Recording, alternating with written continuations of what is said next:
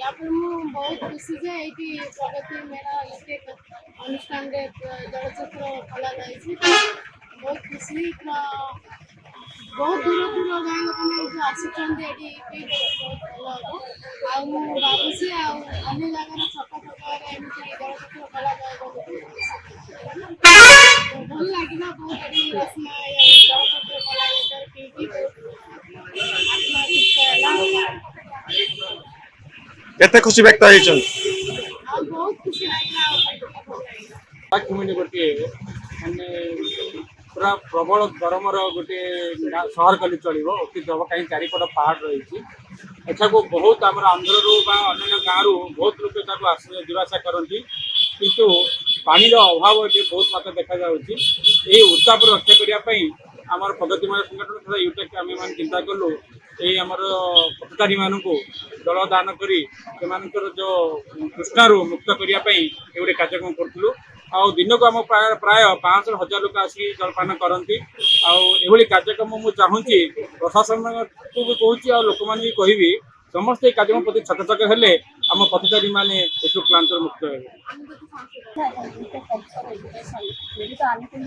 निष्पत्ति जोटा कि बर्तमान जो झांगी जो खरा प्रचंड अच्छी जोटा कि 37 डिग्री 40 41 डिग्री पर्यंत पाराखंड खरा रोचे से आमर गोटे निष्पत्ति रहा जून 15 पर्यंत यही सेवा चालू रही आमर दफा शक्ति अनुसार कौ दिन चला कौ दिन रसना कौ दिन ओआरएस कौ दिन ग्लुकोज एमती दबू बोली आमर गोटे निष्पत्ति रही। आज को 3 दिन है गत 10 तारिख आरंभ है कार्यक्रम 10 रु 1 घंटा पर्यटन चलुची लोक मैंने भी मन खुशी आसिक पीछे आई सेवा जोगे आम प्रगति आम कंप्यूटर एजुकेशन यूटेक तो बहुत खुशी अनुभव करुचु लोकंर शोषटा मेटाऊँ यही सेवाई आम निजे निजे धन्यवाद। समाज में कौन बार्ता देवे?